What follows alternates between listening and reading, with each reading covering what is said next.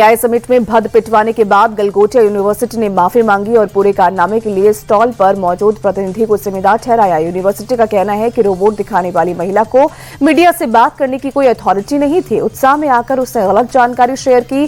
चीनी रोबोट को अपना बताने पर पूरा विवाद हुआ था, जिसके बाद सरकार के आदेश पर गलगोटिया यूनिवर्सिटी को समिट से बाहर कर दिया गया था। उत्तर प्रदेश में बीजेपी अब सभी 403 सीट पर भगवा लहराने की तैयारी में जुट गई है। लखनऊ में सीएम योगी आदित्यनाथ और आरएसएस प्रमुख मोहन भागवत के बीच चली 35 मिनट की बैठक में यूपी विजय का प्लान तैयार किया गया। सूत्रों के मुताबिक यूपी के हर एक बूथ पर संघ कार्यकर्ता प्रचार करेंगे और सरकार की नीतियों को जन जन तक पहुंचाएंगे। वहीं घुसपैठियों के खिलाफ अभियान को लेकर जागरूकता फैलाई जाएगी। हर सीट पर बीजेपी के लिए माहौल बनाने की तैयारी है। चुनाव प्रचार के दौरान सीएम योगी के हिंदुत्व के एजेंडे को संघ के 2 लाख से ज्यादा कार्यकर्ता और धार देंगे।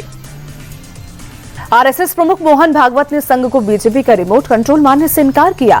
लखनऊ में कार्यक्रम के दौरान संघ प्रमुख ने कहा कि संघ के स्वयंसेवक बीजेपी में जाते हैं, वहां आगे भी बढ़े हैं, लेकिन ये कहना गलत है कि संघ बीजेपी को चलाता है। मोहन भागवत ने अमेरिकी टैरिफ पर भी करारा जवाब दिया। कहा, अमेरिका हथियार और आर्थिक ताकत के दम पर झुकाना चाहता है, लेकिन भारत इतना मजबूत है कि उनके आगे झुका नहीं है। इस टैरिफ का भारत पर कोई असर नहीं पड़ेगा।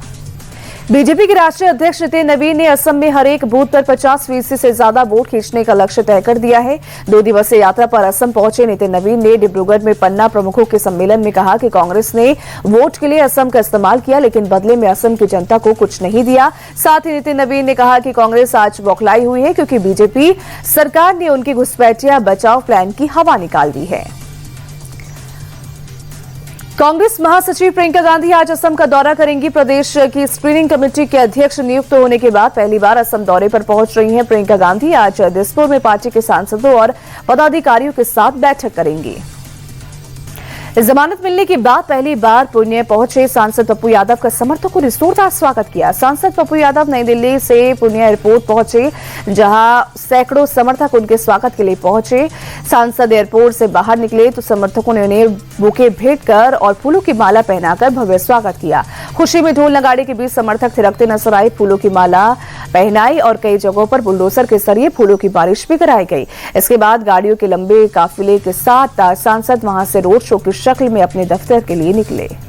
राजस्थान के चित्तौड़गढ़ में नर्सिंग छात्रों का हंगामा हुआ। मान्यता को लेकर छात्र कई दिनों से विरोध कर रहे थे। हालात को देखते हुए यूनिवर्सिटी प्रशासन ने छुट्टी घोषित कर छात्रों को घर भेज दिया है, लेकिन बीएससी नर्सिंग और जीएनएम कोर्स के छात्रों ने मान्यता को लेकर यूनिवर्सिटी के वीसी, डायरेक्टर, रजिस्ट्रार सहित सभी पदाधिकारियों के खिलाफ धोखाधड़ी का केस दर्ज कराया है। छात्रों ने आरोप लगाया है कि बीएससी नर्सिंग और जीएनएम में एडमिशन के लिए मोटी रकम ली गई, जबकि इन कोर्सों को तो ना तो राजस्थान नर्सिंग काउंसिल और ना ही इंडियन नर्सिंग काउंसिल में कोई मान्यता मिली है।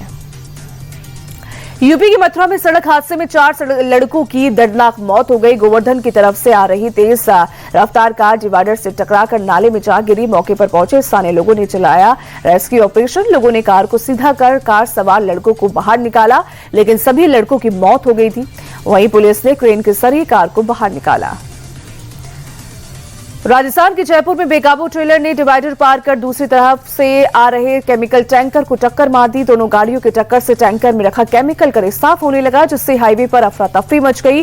केमिकल की जांच में टैंकर में हाइड्रोजन पेरोक्साइड मिलने से प्रशासन की टीम ने राहत की सांस ली। हालांकि टक्कर के बाद हाईवे लंबा जाम लग गया था।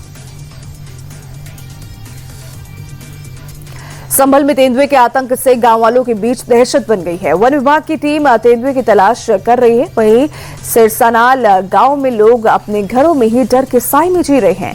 नहर पर काम कर रहे लोगों ने सबसे पहले तेंदुए को देखा, जिसके बाद वन विभाग की टीम ने घेराबंदी की। खेत में तेंदुए के पैर के निशान पाए गए। वन विभाग की टीम ड्रोन की मदद से तेंदुए का पता लगाने में जुटी है। हालांकि खेत में पिंजरे में बकरी को भी रखा गया, जिससे बकरी की आवाज सुनकर तेंदुआ उसकी तरफ आए और उसे पकड़ा जा सके। पंजाब की विरासत को प्रमोट करने के लिए मान सरकार कई कदम उठा रही है। इस बीच मुख्यमंत्री भगवंत मान ने युवाओं से अपना एक और वादा पूरा किया है। किला रायपुर में रिवायती खेलों का आगाज हुआ है। इसके तहत घुड़सवारी समेत कई खेलों का आयोजन किया गया। सरकार का मकसद गांव वालों और ग्रामीण ओलंपिक के जरिए युवाओं को विरासत से जोड़े रखने का है। रमजान के पाक महीने की आज से शुरुआत हो रही है। आज पहला रोजा रखा जा रहा है। भारत में बुधवार को चांद दिखने के बाद रमजान का ऐलान किया गया। लखनऊ ईदगाह के इमाम मौलाना खालिद रशीद फरंगी महली ने लोगों से अपील की कि रमजान के दौरान मस्जिद के अंदर ही नमाज अदा करें। अमेरिकी राष्ट्रपति डोनाल्ड ट्रंप ने आज वॉशिंगटन में गाजा पीस बोर्ड की मीटिंग बुलाई है, जिसमें सदस्य देश गाजा के पुनर्निर्माण के लिए $5 अरब से ज्यादा की फाइनेंशियल मदद और सुरक्षा इंतजाम का ऐलान करेंगे। राष्ट्रपति ट्रंप के मुताबिक कुछ सदस्य देशों ने गाजा में शांति और सुरक्षा बनाए रखने के लिए इंटरनेशनल स्टेबलाइजेशन फोर्स में सुरक्षा बल भेजने का भी भरोसा दिया है। भारत ने अभी इसमें शामिल होने को लेकर कुछ तय नहीं किया है। टीम इंडिया के बल्लेबाज अभिषेक शर्मा का खराब फॉर्म नीदरलैंड्स के खिलाफ भी जारी रहा। अभिषेक लगातार तीसरी बार शून्य पर आउट हुए। T20 वर्ल्ड कप में अभिषेक अब तक खाता भी नहीं खोल सके हैं। अमेरिका के खिलाफ पहले मैच में अभिषेक शून्य पर आउट हुए थे। इसके बाद वो पाकिस्तान के खिलाफ भी खाता खोले बिना पवेलियन लौटे। अब नीदरलैंड्स के खिलाफ भी अभिषेक का बल्ला खामोश रहा। 22 फरवरी से भारत के सुपर 8 के मुकाबले शुरू हो रहे हैं। सुपर 8 में भारत के सामने साउथ अफ्रीका, जिम्बाब्वे और वेस्टइंडीज जैसी मजबूत टीमें हैं। ऐसे में अभिषेक का बल्ला नहीं चलना टीम के लिए चिंता की बात है। T20 वर्ल्ड कप में आज फिर 3 मुकाबले खेले जाएंगे। पहला मुकाबला इटली और वेस्टइंडीज के बीच कोलकाता में होगा।